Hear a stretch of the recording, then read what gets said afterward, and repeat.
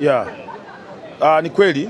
Kwanza kabisa nimefurahi kuona kwenye hotuba ya waziri mkuu bungeni mambo aliyozungumza, amezungumzia pamoja na swala la mafuta, na tumekuwa tukisikiliza kutoka kwa viongozi wanahusika na swala la nishati hasa ya mafuta, wakieleza kwamba tunayo akiba ya kutosha.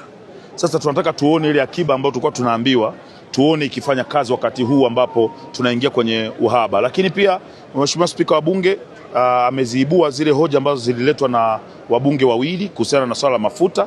Kwa tunategemea tutapata ripoti kutoka kwa waziri husika kuhusiana na swala la namna bora ya kuweza kudhibiti ukuaji wa bei au mfumuko wa bei ya mafuta katika nchi yetu ya Tanzania, kwa sababu tunajua huu ndo muda pekee ambapo sasa ile akiba ambayo tunasema tunayo akiba ya mafuta unatakiwa utumike, kwa sababu tunaenda kwenye janga. Kama hawa watu hawataacha kupigana, tafsiri yake tunaenda kwenye janga ambalo tunataka tukajikuta mafuta kama wasipodhibiti vizuri, tutajikuta lita moja tunanunua 10,000 mpaka 12,000, ambao haiwezekani katika nchi yetu. Watu wataanza kupunda, watapanda bei katika mji huu, katika nchi hii kuliko magari. Unaweza kukuta IST inauzwa milioni 4, punda inauzwa milioni 11, kwa sababu watu watabidi waanze kupanda punda.